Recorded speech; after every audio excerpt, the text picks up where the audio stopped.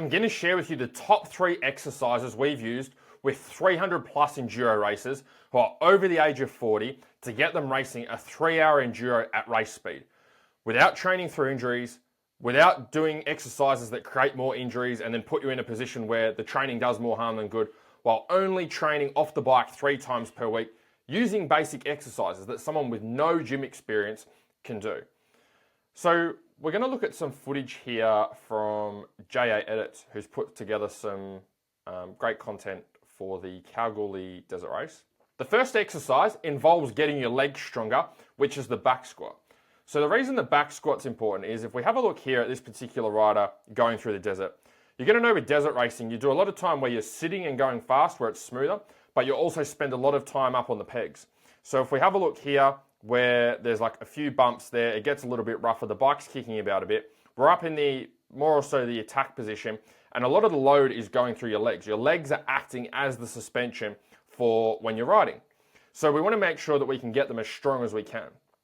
So the reason that I like the back squat, and I'm going to show you what it looks like as well. Let's have a look here. So what we're doing is we're pushing the hips back and we're pushing the knees forward, and we're hoping to get our quads, our hamstrings, and our glutes, which is our bum, all working together exactly like we're using on the bike. The reason I like the back squat so much, especially for riders that are over 40, is because you can limit the depth and the load that you're putting on your body.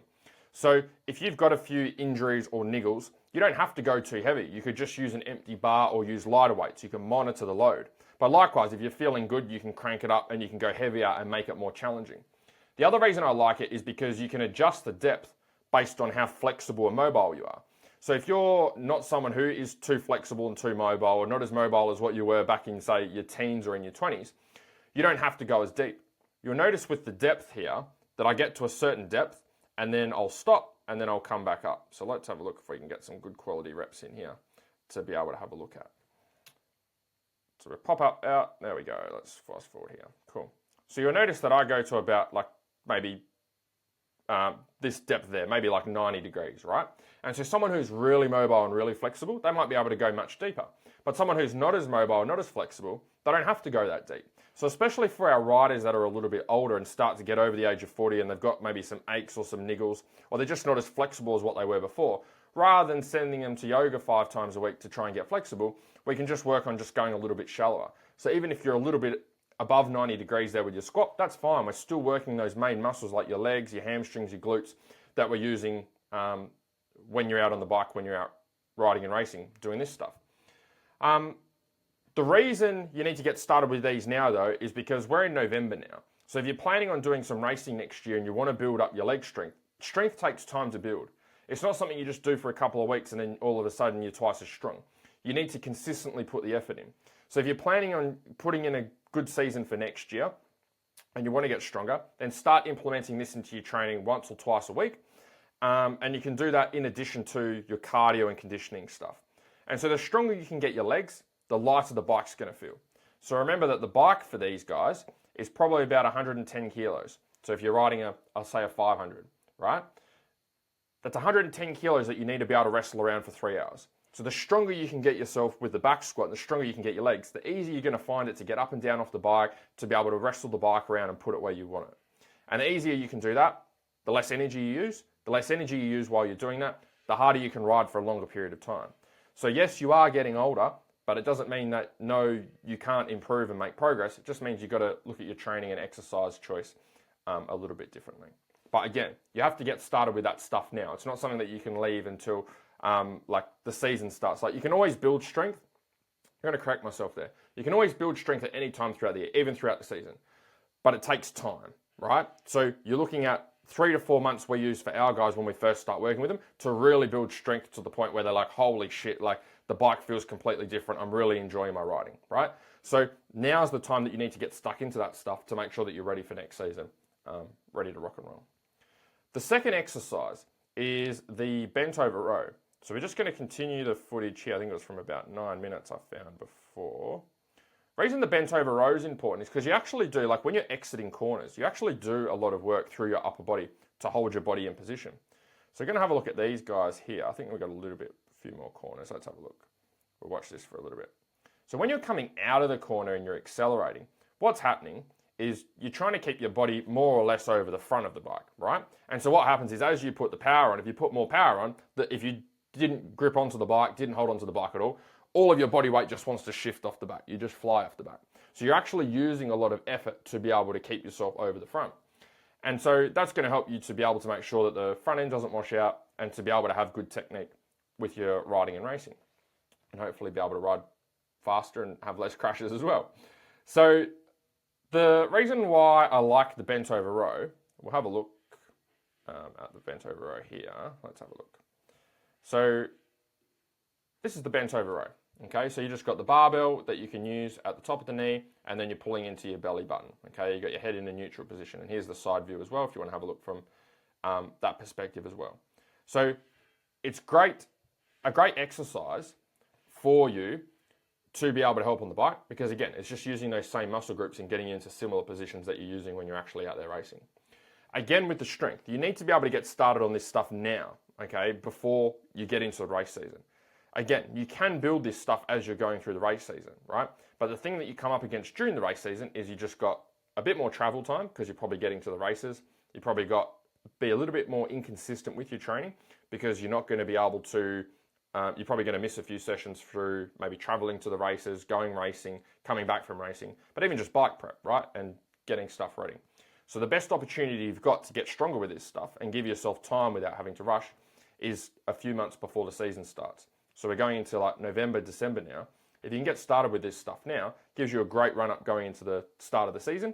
And then when the start of the season comes, then you still need to keep up your training and still do your strength work, but the missed sessions here and there, the little bits of inconsistency are not going to matter as much. You can make the bulk of your progress now when you can put most of your focus on your training because you're not distracted with going racing and fixing bikes all the time. The third exercise, and we're going to go back here and have a look. Where are we? So let's skip up to 11:30. Let's have a look here. So we've got some onboard footage there, and then we're going to get to some, I think it's helicopter footage that JA Edits has got together for us, which is pretty cool. So let's have a look. I like the bar pad sticker or tape. Let's skip along. Here we go. Cool. So what we've got there is, you'll notice as these guys are going through the desert, there's some parts of the race that require a lot of energy and a lot of effort, and there's some parts of the track that don't require too much effort. So if we have a look at this section here, like it's a little bit rough, there's turns, it's a little bit rough, okay? There's some more slightly up on the pegs, maybe a little bit. It's using a reasonable amount of energy. Like they're definitely using the legs and using your body. But there's also other parts of the track that don't use much energy at all, right? There's a lot of parts of the track, that was a bit rough there. There's other parts of the track like we saw at the start of the video, which are quite smooth, where you're sitting down and it's flat out, it's fast, but your body's not working too hard. So we've got those variances in intensity. And we want to train that with our training during the week. That is pretty rough through there, have a look at that. We want to train those variances and those changes with our training. And the way that we do that is through our cardio. The problem is when you get a little bit older, is your body tends to not take impact as well as what it did before, right? Like jumping, like I'm talking about not jumping on the bike, I'm talking about jumping on like just on land, like jumping up onto a box, going upstairs, doing things like skipping and running, tend to be a bit harder on your body when you get a bit older compared to when you were younger. And so what I found happens is riders will try and do like, say, forms of running, McDonald's, we definitely don't want Maccas. Riders will try and do different, like try and do running to improve their cardio. But the thing that happens is they end up doing more harm than good, because instead of actually building their cardio, they end up getting sore knees and a sore back, and all the previous injuries they've had start to flare up. And so then they're going running and they're just trying to manage pain. And so when you're trying to manage pain and you're working out or training, you don't actually get better at your training because you can't train hard enough, because all you're trying to do is just work hard enough that you're not feeling pain. And that's not the goal of training. So that's why we have to use low impact training. And that brings me to my favorite piece of cardio equipment for 40 plus enduro races, which is the rowing machine. So if we have a look here at the rower, this is an analysis I did with, I think it's Brandon back in the day, quite a while ago actually, where I just helped him with some rowing technique in the gym. You can notice the difference between how he rows at the bottom and how he looks and how it looks at the top. But regardless, the point of this video is just to show you that the rowing machine is really great. And the reason that I love it is because it's very low impact, right? There's nothing smashing on your joints. It's not like getting on the treadmill or going for a run on the pavement where your body's just pounding, and your body's just taking a beating. This is zero impact, right? Nothing happening. The other reason I like this over, say, like a mountain bike or a cycling bike or an assault bike is because you're working the upper and lower body at the same time, right? So a lot of people gravitate towards, like, cycling bikes and stuff like that, which is great. We definitely use it as part of our programs. But the reason I like the rower as my number one is because you can use the upper body and the lower body at the same time in the same exercise. So it's just more bang for your buck rather than using an exercise bike where you're obviously just using your lower body. The reason I like this, again, for 40 plus guys is just because it's low impact, right? That's what we're looking for. We're looking for ways of training and exercises that you can do where you can push hard, but without feeling pain. The limiting factor being your cardio or being your strength, not the limiting factor being your right knee or your left ankle or your back. Again, with the cardio and with the training for preparation for racing, you need to get started as early as you can for the racing season, okay? You can build fitness and you can build strength during the racing season, okay? That's not up for debate. The thing is, you're going to be able to get a better run-up and better quality and a higher level of training and preparation when you can start in the pre-season, okay? So starting now, getting ready for next year, because you're going to have less interruptions, less traveling, okay, with racing, less bike prep stuff. You can really knuckle down in your training and really get yourself really fit and really strong before the season starts and things get way more hectic than what they are now. So they're the top three things. If you'd like a copy of my Enduro nutrition guide, which is something we didn't talk about in this video, but if you'd like some help with the nutrition stuff for race day and you want a bit of like a map, I've got a free copy for you guys. If you want to grab it, I'll put the link in the description for you. Otherwise, hopefully you enjoy this video.